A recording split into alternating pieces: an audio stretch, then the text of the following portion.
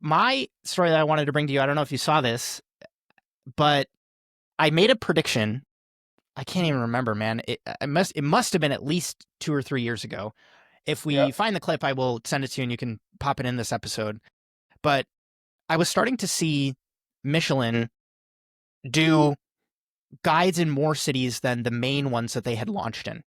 Yep. And the history is outlined in what we're going to put in the show notes here.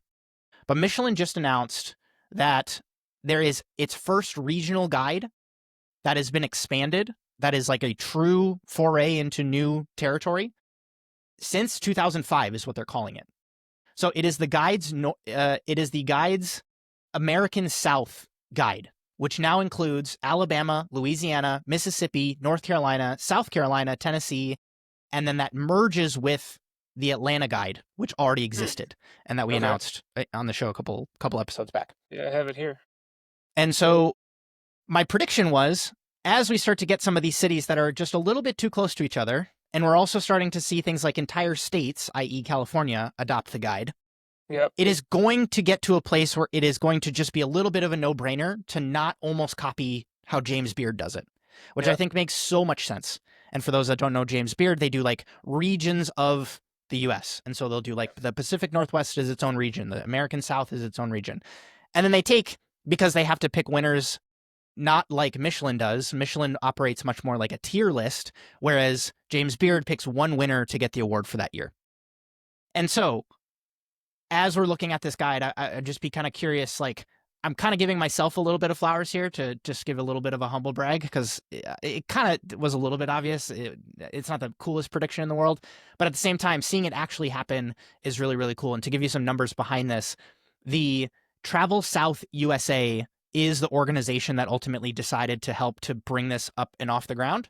And Yep. the reason behind it is because tourism ranks throughout the region as one of the top industries behind manufacturing and agriculture and is responsible for more than $220 billion in spending by visitors, which directs 1.56 million direct jobs and more than $15 billion in state and local taxes. And so they realize the economic impact of this, and they're looking the regional collaboration of the State Tourism Board in Alabama, Arkansas, Georgia, Kentucky, Louisiana, Mississippi, Missouri, North Carolina, South Carolina, Tennessee, Virginia, and West Virginia.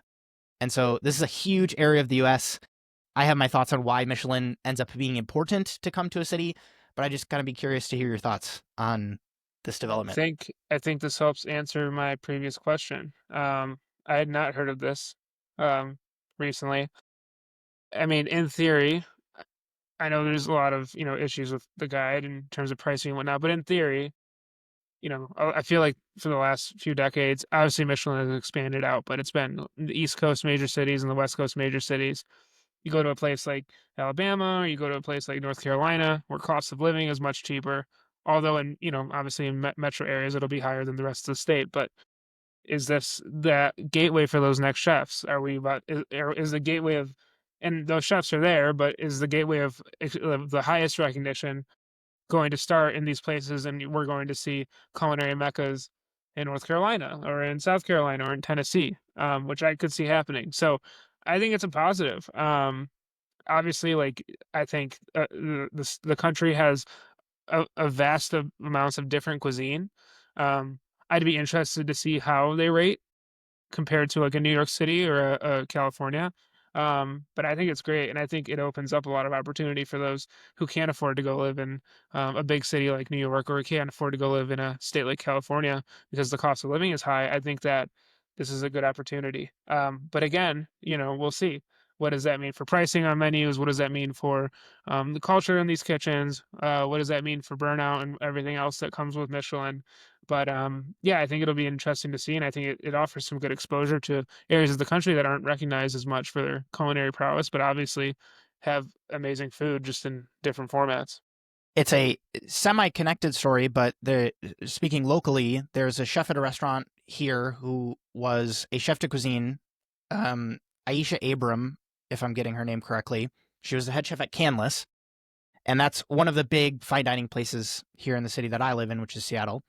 And in the article that was published on her leaving Canlis, She gave, and I won't get the quote directly, I'm paraphrasing, but it was something to the effect of, I want to, Chef Aisha, you're leaving. Where are you going? And she gave the answer of, I'm going to go to a place like a New York or San Francisco where I can get something like a Michelin star. There is an accolade gap where ambition is not always rewarded in some of these cities that don't have Michelin representation. And I have a couple thoughts on it. One is, I don't think it is a chicken and egg problem. I definitely think the guide has to come first and then the ambition kind of follows. And when guides come to cities, people start to realize, oh, we can actually get a star. Or maybe we're one of the best restaurants in the cities. Maybe we want to go for, our 1 star. And you have to kind of give a little bit of credit to Michelin. I will absolutely bash Michelin when they give out stars to places that, maybe don't offer that consistent of an experience, or, they happen to just give a star to a place that doesn't, you put 2 restaurants on paper and they maybe don't necessarily compare at whatever that star level happens to be. Yeah. But I am not seeing what I think a lot of people might expect, which is you come to a city and immediately there's 3 stars and 2 stars given out. You look at a city like Denver, you look at a city like Vancouver, BC, and the guide launches and it's maybe some bib gourmands and maybe a couple of restaurants get a Michelin star. And then what they do is they sit back and wait. And they wait until the level of execution and all of the qualities that they look for in some of these experiences ultimately get embodied. I will read them off very quickly for those that aren't familiar. 1 is quality products. 2 is harmony of flavors. 3 is the mastery of cooking techniques. 4 is the voice and personality of the chef as reflected in the cuisine. And number 5 is consistency between each visit and throughout the menu. And then they put in parentheses, each restaurant is inspected several times a year. A quick factoid that I didn't know is that the Michelin North American headquarters is in Greenville, South Carolina, and they have 23,500 employees. And so that's just kind of an interesting, maybe that is the tire Yeah. headquarters of Michelin, but it is just kind of an interesting, like they have this local representation, but they look around and they say there's no places with Michelin stars near to us. And so maybe this is the natural, development that they needed to make sure that their local community was kind of heard there. And so, yeah, I'm just very, very curious to see where the ambition goes, where the talent goes, and who ends up getting recognized throughout the You next see a couple of city years. like Nashville that's already such a dominant tourist destination. I mean, you put a Michelin star restaurant there, that place is always going to be slammed. Like, what are the Absolutely. economics on that? Like, And you have they're good. a dining base in some of these cities that are excited to go out to eat. They will support places that are going to go out, really go for it, and really try to operate, execute at a really high level. I'm just excited to And see this what is just happens. anecdotally too, but like, I living in New York most of my life, living in Illinois now, like I have a lot of friends from both states that'll drive to the Carolinas during the winter, during like colder periods or even summer because it's cheaper. It's like a cheaper vacation. You can go down there, you can get more bang for your buck.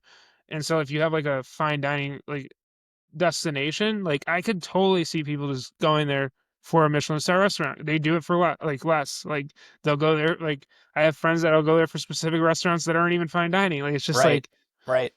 people will travel for the craziest. Not I would say crazy. Not want to knock anything, but like I don't know. I think my sister like went up to a different state recently for like a gas station or something she wanted to see. I was like, all That's right, sounds amazing. good.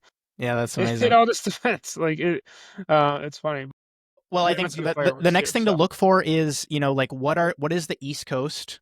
What is the Midwest? What is the American Southwest? So this is like New Mexico, Arizona, Nevada. What is the Pacific Northwest?